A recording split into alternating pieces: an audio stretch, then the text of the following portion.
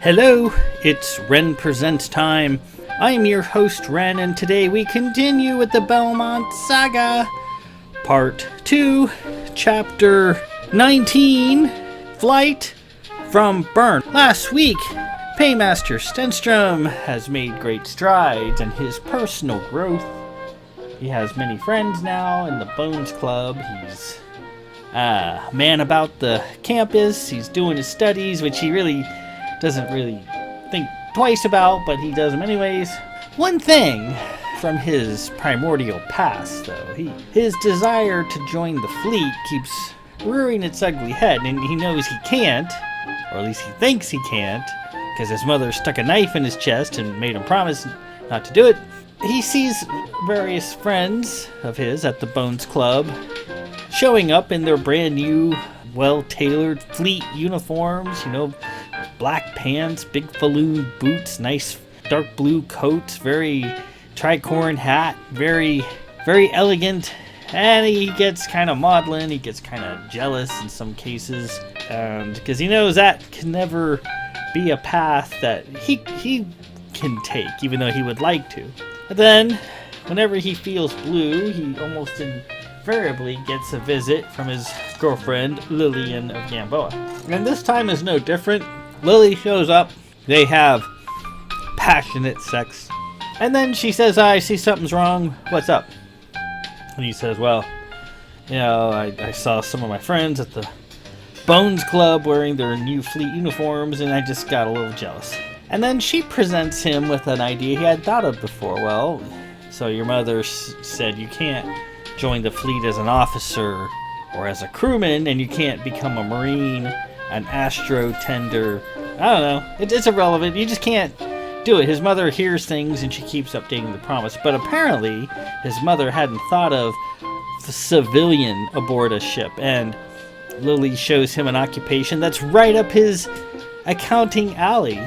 Fleet paymaster, a shipboard civilian. And he's like, wow, I hadn't thought of that. You need a lot of tenure and you have to have experience out in the field, which he doesn't have. And Lily says, well, you can go bribe some people and they'll give you all the tenure and made up fake experience you could ever hope for. Now we'll satisfy that. You join the Ibana Brotherhood and they will get you and if you want to be a fleet paymaster, they'll get you on a ship.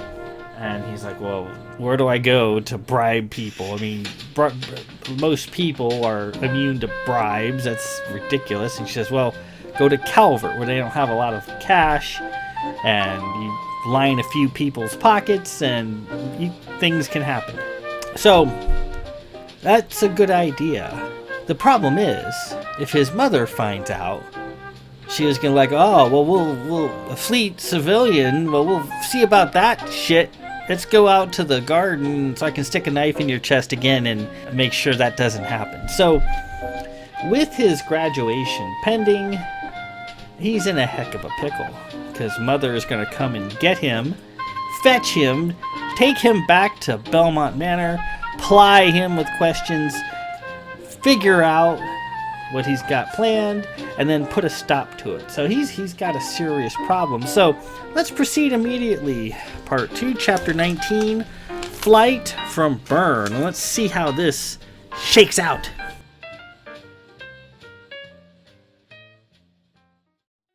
The following spring, Stenstrom graduated. At the Bones Club, he was hailed with raised glasses and fond, overflowing toasts. Several graduating members standing with him were, as usual, decked out in new fleet uniforms. This time, Stenstrom felt none of the sadness and envy he'd previously had when seeing the new recruits. This time, he had a plan. He returned to his apartment to pack, and when he got there, a message awaited him on his comm. He began getting his baggage ready and played the message, his back turned to it as he worked, glancing occasionally.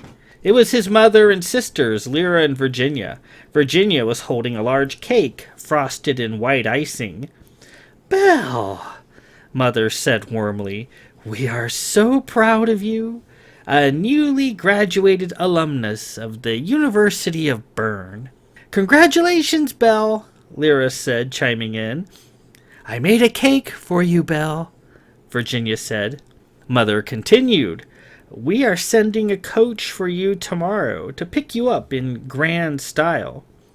You may expect the coach promptly at 12 bells. We have been laboring to restore your old room here at home and cannot wait for you to return. I am also very excited to say that a Lord Fulmar of Bass shall be stopping by in a few days. Lord Bass is the proprietor of several successful firms here in Tyrol, and he is eager to make your acquaintance. If you speak and present yourself well, Lord Bass might offer you a job. He hastily filled his baggage. Sorry, Mother, I've got other ideas for employment. The calm continued. Virginia was sampling a little of the cake she had made, unable to resist. Mother spoke again. It will be so nice to have you home again where you belong. Don't forget tomorrow at 12 bells. Do not be late. I would hate to have to come looking for you. The comm closed. Stenstrom looked at the comm in horror. Have you home again where you belong. Tomorrow. She's coming for him tomorrow. No doubt the moment she gets him home, she'll ply him for information and update the promise as needed. It was imperative he not be anywhere near Bern tomorrow. He had to fly. He threw his clothes into the baggage without pausing to fold or arrange them. There was a knock at the door, and he nearly cried out in fright. Who was it? It had to be his mother, or a black maiden. Forgetting his baggage, he went to the window and started to climb out. He got his leg out into the open air when the door swung open. Belle? It was Lady Alatrix. She was peeking her head in through the door. Hi, Belle. What are you doing out there? Stenstrom sighed in relief and pulled himself back into the apartment. Hey, sorry, I thought you might be somebody else. May I come in? Stenstrom returned to his baggage. Sure, come in. She opened the door and entered. She held a large straw basket. I was hoping to share a small, private celebration with you to commemorate your graduation. She held out the basket. I brought some nice food and cheeses from the club and some aged wine. She saw his open baggage and clothes tossed in. Are you leaving so soon? My mother is coming for me tomorrow at 12 bells. Alatrix approached him. She knew of his smothering mother. He spoke of her often. Your mother, are you worried? I'm terrified, as a matter of fact. If she manages to get me home, she'll wring out of me what I'm planning to do, and then she'll put me to the knife, and that shall be the end of it. Well, what can I do to help? Well, if you really want to help me pack. I have to flee the region as soon as possible. I'm not going home. I'm going to where I've always wanted to go. He grabbed another handful of clothes from the closet. I really should have been more prepared. I should have... Alatrix put her hand on his wrist and pulled herself into him. Stop. For a moment. Take a break with me, please. He resisted, trying to pull away and continue packing. Please, she said. And they fell into each other's arms, Alatrix dropping her basket. Later that night, Stenstrom and Alatrix lay on his bed. He could see the squared-off landscape of the open baggage beyond the foot of the bed and the partially empty closet. Alatrix smelled of perfume and fine soaps. He thought she was asleep, but she wasn't. Do you know where you're headed? She asked. Southeast, to Calvert. Why Calvert? There are some gentlemen there I plan to call on. I am planning on plying my new trade in earnest. Oh? She was quiet for a moment or two, and then, My father owns several banks in Anari. I've mentioned you to him. I'm certain he would be glad to offer you a position, and who knows, with good work, you might quickly rise through the ranks. Stenstrom looked at her in the dark, her thin, doll-like face, her hopeful eyes. Well, I appreciate that, Alatrix, I really do, but I've got other plans. I need to go to Calvert. Am I never to see you again? Well, never's a long time. I'm certain our paths shall... Belle, I love you. Stenstrom didn't know what to say. I know when we began this, it was simply two friends sharing the pleasure of each other's company, and that I promised I wouldn't expect anything beyond mere sex. I allowed the silly little girl in me too much sway, and I fell in love. Alatrix, you know I value you as one of my best friends. You helped me come out of my shell, taught me how to behave and interact as a friend. And the experiences we've shared over the past year and a half, I'll always treasure. What can I say that will not break your heart? I love Lily, you know that. Tears fell down her face. Yes, you're Lily, always Lily. I didn't want to say anything earlier, and I know you'll think I'm just trying to make up a story to keep you from her, but I cannot remain silent any longer.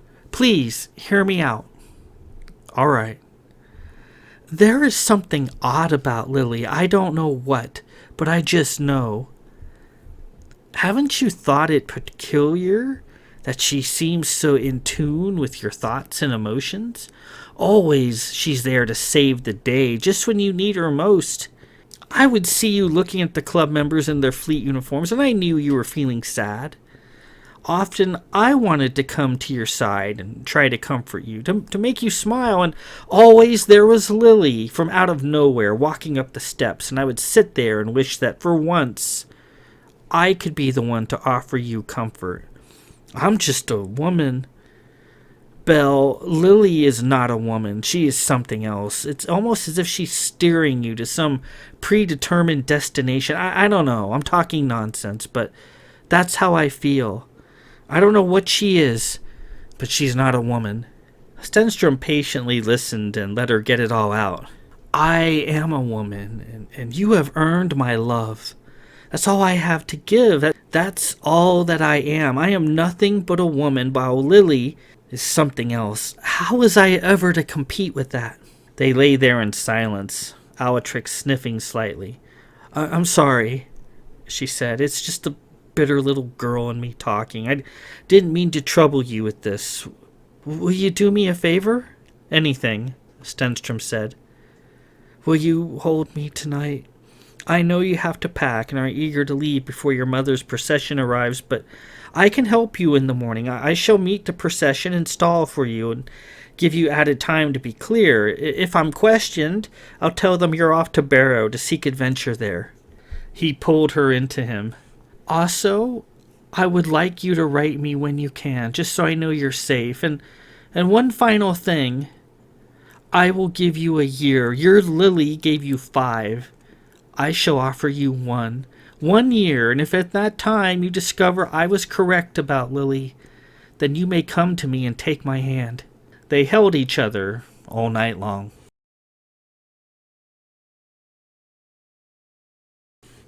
They had a busy morning. They rose with the sun and finished packing. Stenstrom had a lot of baggage.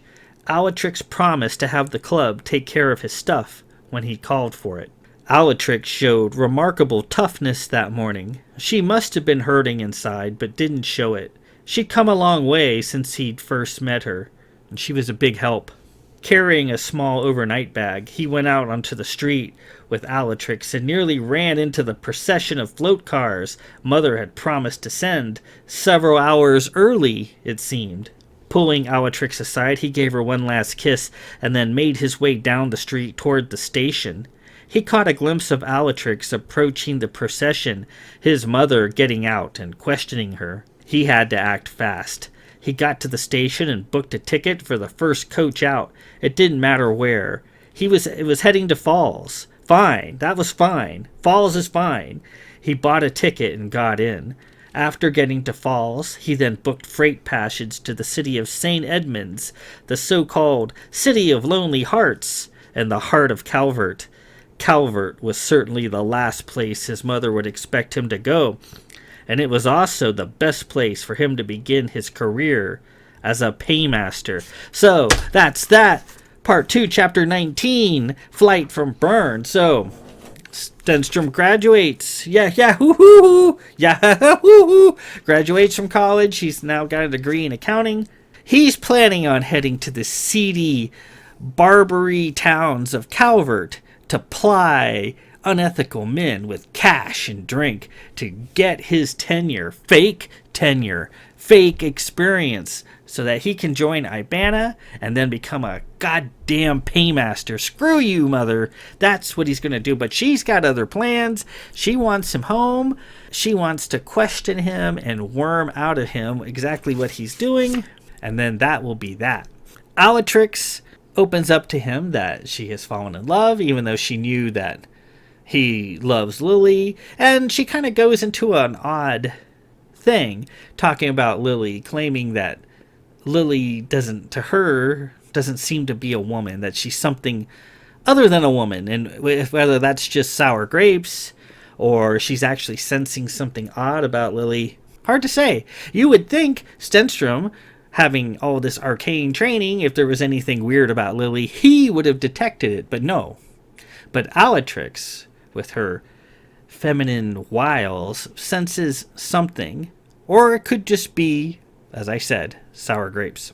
Next chapter, Part 2, Chapter 20, Calvert. This isn't too long. Let's do Calvert 2.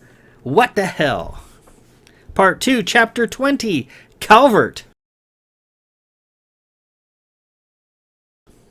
Calvert, the veritable tossed salad of Cana, there, among the know-nothings and near-to-dos dotting the wharves and seedy streets, he set about his business.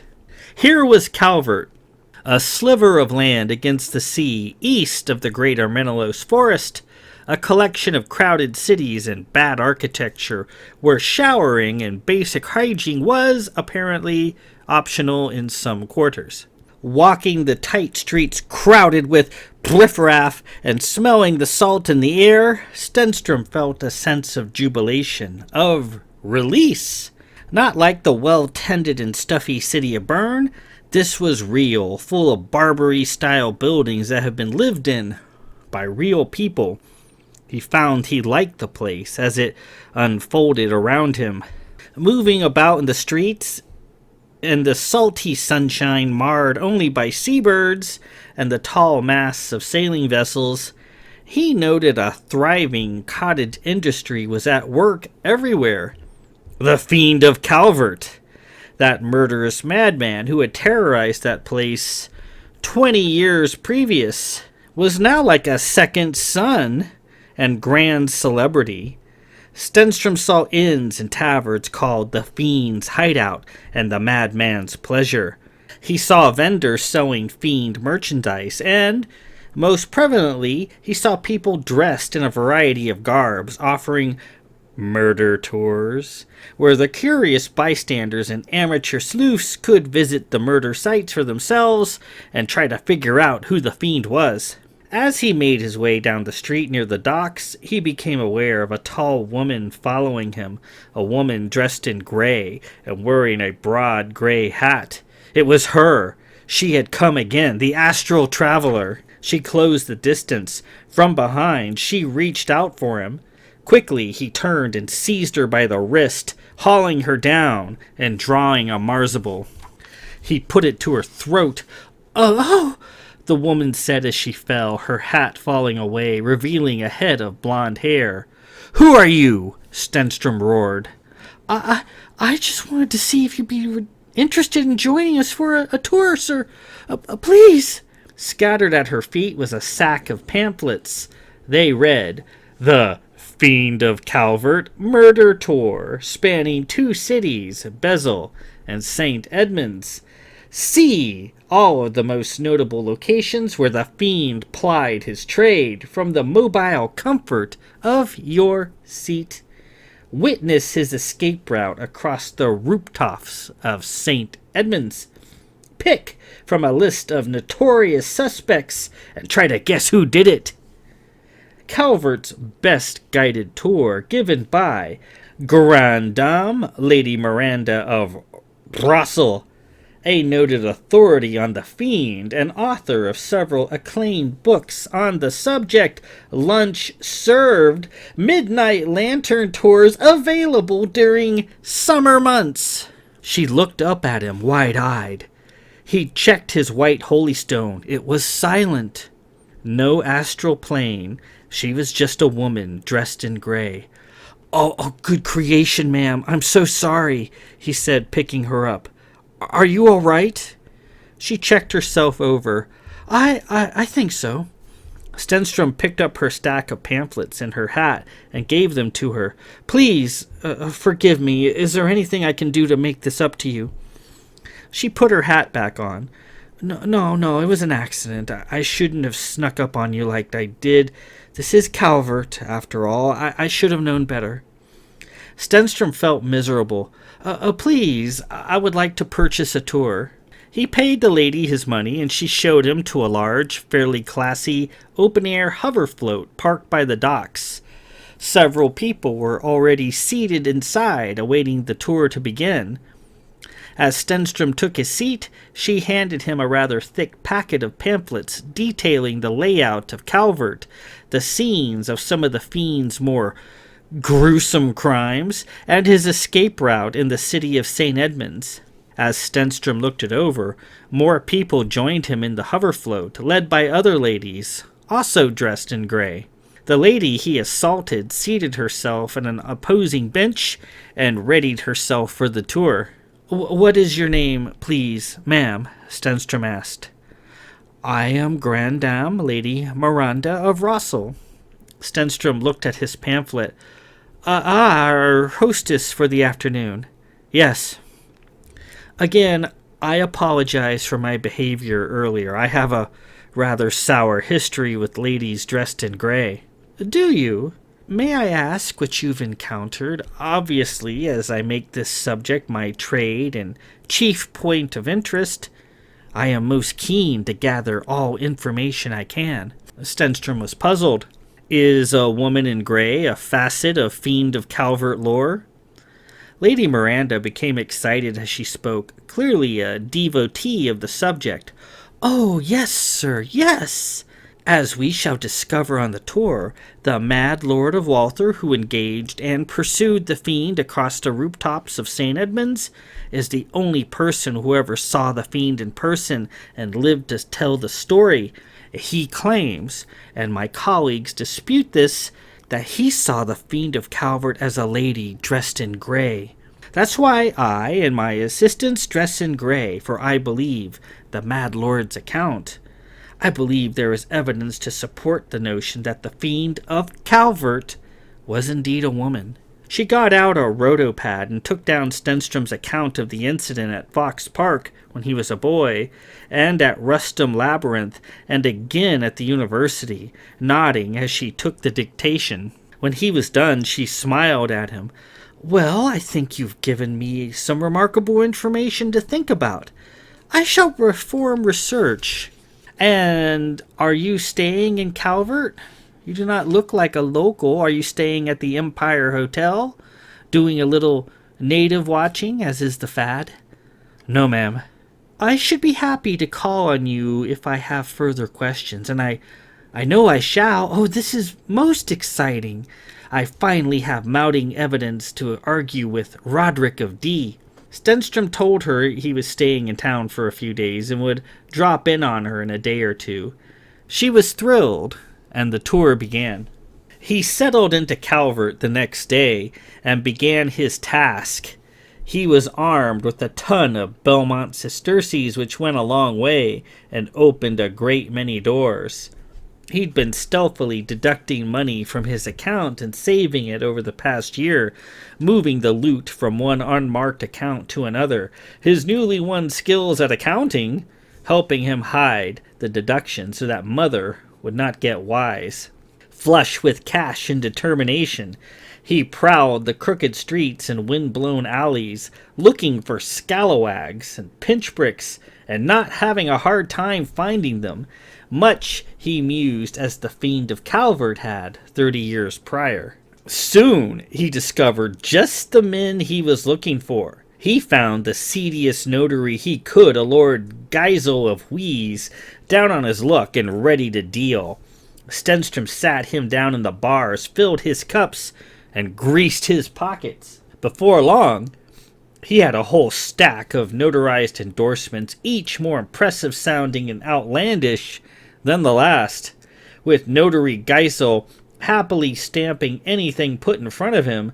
Stenstrom could have proclaimed himself the governor of Planetfall and gotten a notarized stamp to approve it. With his pile of bought paper, he could claim as much crap tenure as he wanted. He bunked out in a fallen-down cricket shack near the wharf called the Toothless Dame.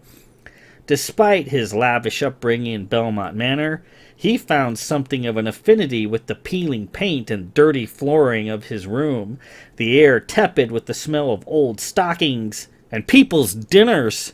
Hiding out in Calvert, he felt like he was on one of the adventures he had so longed for as a child, and he didn't want it to end. He decided to unpack and take his time. Nestled in his bag, he found a small card placed there by Alatrix as he unpacked. It read, 1 year, and with the date and her hollow account information at the Bones Club. He set the card out on his desk, feeling close to her. He wrote her as he promised, using a CD-VX terminal in his room.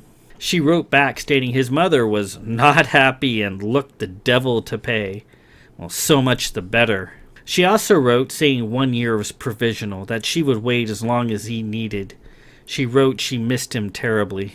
So far, Calvert had been fairly safe, his mother clearly not suspecting he was anywhere near the region. His most persistent caller was Lady Miranda of Rossel. He must have whetted her appetite for information, and he saw her prowling the streets, inquiring at every inn she could find, apparently looking for him. He was sitting in the tavern of the Toothless Dame having an ale when she happened to walk in. A casual fade into the shadows, and she walked right past him, marching up to the counter and persistently speaking to the innkeeper. The innkeeper pointed at the table where Stenstrom was sitting. She looked over. "Well, I don't see him," she said. She left her card with the innkeeper and departed, giving his table one last look as she walked past. He laughed and fetched the card. He would be sure to meet up with her later once his task was finished and answer whatever questions she had. He still felt he owed her for knocking her down the other day. On a more serious note, as the days passed, the net around him cast from distant Tyrol was finally beginning to tighten. While walking back from Notary Geisel's office with yet another ream of bogus papers under his arm, he was sure he saw the gossamer veils of a black maiden in the crowds, sniffing the air, floating in his direction.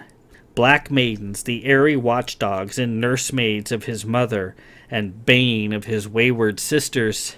They were on the prowl and closing in on him. They honed in on his scent, and no hiding in the shadows could protect him.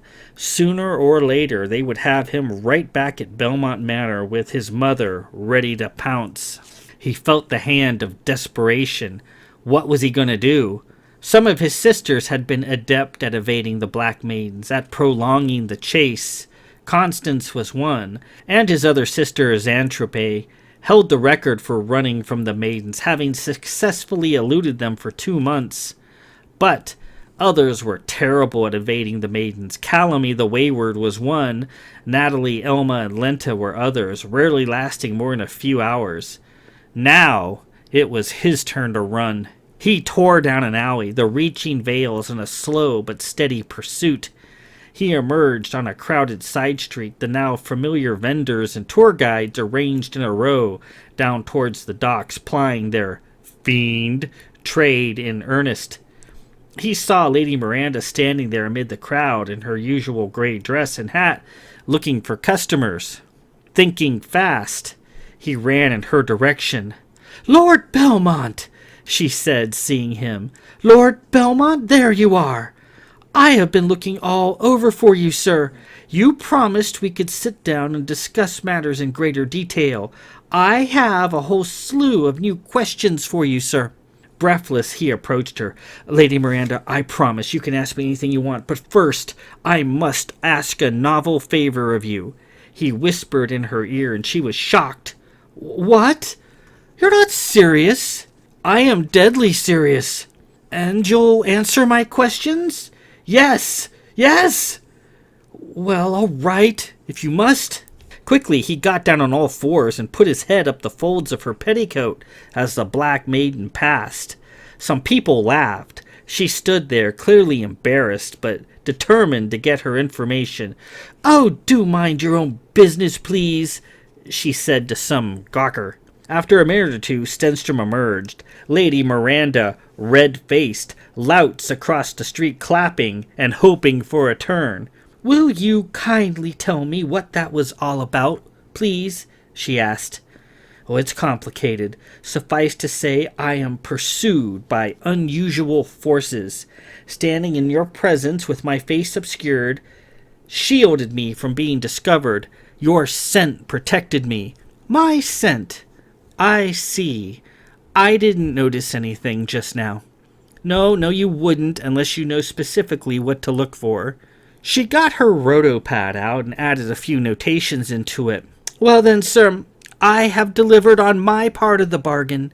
I shall expect you to be at my disposal this evening, for I have many questions, and I expect a dinner to be provided by you at a place of my choosing." Stenstrom just had his head up her dress. He couldn't refuse. That evening, he and Lady Miranda sat at dinner at the Empire Hotel, a giant, fortress-like walled structure in the heart of St. Edmunds, she with her rotopad out, peppering him with questions. "And going back to the Fox Park incident, you say there were many men with the woman in gray?" "Yes." "What did they look like? How were they dressed?" Stenstrom thought back. "I don't know, like sailors, I suppose. Like Calvert men. Did they look like men from Calvert?" "I suppose so, yes." She added a few notations to her pad. She smiled. "Ah, see, this all ties together." "What does?" "I have long conjectured that many of the men suspected of being killed by the fiend were actually abducted. There were no bodies found in many cases. The missing men were simply assumed to be murder victims, their bodies hidden and not found. The fiend, however, took no pains to hide his work in most cases. Therefore, I believe that these men were not murder victims after all, but abductees, somehow spirited away and kept hidden. See, many of my colleagues have failed to take the mad Lord of Walther at his word. They considered him to be a drunken and unreliable source of information. And though he tended to freely embellish his exploits in his memoirs, there is a kernel of truth to everything he writes. The mad lord suspected that the mindless men he encountered at the Woodward City of the Dead were somehow under the sway of the fiend of Calvert, a theory that has been debunked by my colleagues as poppycock. I recall reading something about the Mad Lord's exploits with my sister when I was a kid. Something about zombies and lost men in a hidden place. Yes, I think those men you saw in Fox Park were more abductees from Calvert." Well, that would mean that the woman in gray was in league with the fiend. Lady Miranda tapped the tablecloth with her fingers, her excitement clear. No. The woman in gray you encountered at Fox Park is the fiend of Calvert. The Mad Lord wrote that the fiend of Calvert was in fact a woman in gray. It fits. It all fits. People came and went as they ate, many wearing unusual clothes and speaking in odd dialects.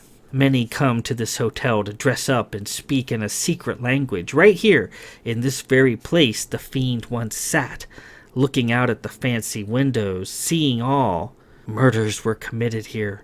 though none made the posts hushed up by the management.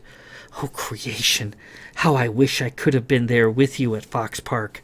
They talked a bit further and concluded the meal, Stenstrom tired and unimpressed by the genteel clientele and ready to return to his seedy rented room. Lady Miranda, though, had other ideas. She bought a room for the night and bade him join her for a nightcap, and there she invited him to make love to her. Every bit of Stenstrom told him this was a trap, that he was in mortal peril. However, Lady Miranda did not read as having been to the astral plane, and she did not smell of strong woman scent as the astral traveler had. No, this was simply a woman who desperately wanted to be close to someone who had stood in the presence of the fiend of Calvert, her life's passion. He obliged her, spending a steamy night in the tower of the hotel, listening to the laughter and strange languages spoke in nearby rooms, and then he took his leave come morning. And with that, we conclude Part 2, Chapter 20, Calvert. So we see Stenstrom making his way into the seedy, tight, Barbary coastline streets of Calvert. I always think of Calvert as a kind of like a pirate city in the 1700s. You know, lots of sea-washed wooden buildings, swinging signs, salt breeze in the air, seabirds, and that sort of thing. It's Calvert. And even though he's a rich, privileged guy who grew up in posh Belmont Manor, he has an affinity to the place. He likes it, even though his room kind of smells like stockings and people's dinners. He's finding he's enjoying it, and he makes the acquaintance of Lady Miranda of Russell, who is who gives tours, Fiend of Calvert murder tours, which is a big cottage industry in Calvert. As I remember, I got the whole idea for this while visiting. We went to P-Town in Massachusetts, and on the way back, we visited Providence, Rhode Island, and saw the big mansions. And then we saw the Lizzie Borden house, and how there's a lot of, the macabre people have an endless fascination for, especially murders and serial killers and stuff like that. It's not something that you really should be indulging in, but everyone does. Everyone loves a good mystery and a good murder. And at the Lizzie Borden house, the proprietor, the lady, took us on a tour of Lizzie Borden's house and where the murders took place. It was a lot of fun, and that took flight in my head, and I came up with this whole Fiend of Calvert thing. And then with the cottage industry of people trying to profit from the Fiend of Calvert, and Lady Miranda, who is a scholar, is one of them. And she thinks that the woman in gray that has plagued Stenstrom throughout his life is the Fiend of Calvert. And whether she's correct or not, we will find out later on. Because the Fiend of Calvert is generally, the general image of him is of a man wearing like fine clothes, like a top hat, kind of like Jack the Ripper. And I deliberately described him that way, but wearing a gas mask and usually carrying a knife. And the knife thing is fallacious because the Fiend of Calvert wasn't a knifer, he was a strangler. So that's just a flight of fancy that, people embellish the image of this killer with fake things just to make him sound more ominous or sinister, a knife and a gas mask. There was a couple of things mentioned in here that I probably need to touch on. We see the Empire Hotel, and we've seen the Empire Hotel in other books, like the Cat book, and the Empire Hotel is this huge, imposing structure, and I modeled that off of the Chateau de Frontenac in Quebec City, which I've stayed at. It's a big, imposing-looking fortress-like structure, absolutely beautiful, and that's what I modeled the Empire Hotel after, and it's known as a CWC, or a curtain-walled city, and it was built by the old Vith long ago as a staging point to invade the Calvert region and take it over, but it was never quite used for those things. And at the Empire Hotel, I mentioned the city of Lonely Hearts, and it's sort of a fad for rich northerners or people from not from Calvert to go to the Empire Hotel, dress up in different kind of clothes, and speak in secret languages. And within the posh interior of the hotel, they go to exclusive terraces with telescopes, and they just peer down and watch the quaint locals of St. Edmunds roll around, and they just love doing that. It's like a fad, just to people watch at a grand and kind of haughty level. And that's what happens a lot at the Empire Hotel. But apparently, according to Lady Miranda, the Empire Hotel was like a base of operations for the Fiend, and people had been killed there, but that got hushed up by the management. Lots of cool stuff in here, and Stenstrom is now feeling the grip of his mother's efforts. The Black Maidens that she sent out after him are after him, and they're closing in, and they there's really no escaping them. They will home in on you sooner or later. But masking his scent by sticking his head up Lady Miranda's dress as one passed by masked his presence. So they need to see his face, and they need to smell him. So that was an effective buffer, at least for now. You're not going to avoid them forever, but you can prolong the chase. And if one of them gets to him and gives him a old kiss on the cheek, boom, he's right back at Belmont Manor, and his mother ain't going to be too happy. So that was Calvert. Stenstrom is well on his way to acquiring his fake bought tenure. This notary Geisel, apparently a drunk, a notary down on his luck, is signing everything Stenstrom puts in front of him. So with that, he'll have all the fake experience that he needs. Now he's just got to avoid the maidens, get to the Ibana, join Ibana, and then get on a ship as a fleet paymaster. And his dreams will come true. Next week, we continue his adventures in Calvert in part 2, chapter 21, Stenstrom's baggage. So we will see what all that is about, and then go from there. See if he can stay on the lam, or if his mother is going to have the last laugh and get him, as they say. Until then, this is Ren Presents. I am your host, Ren. Peace out.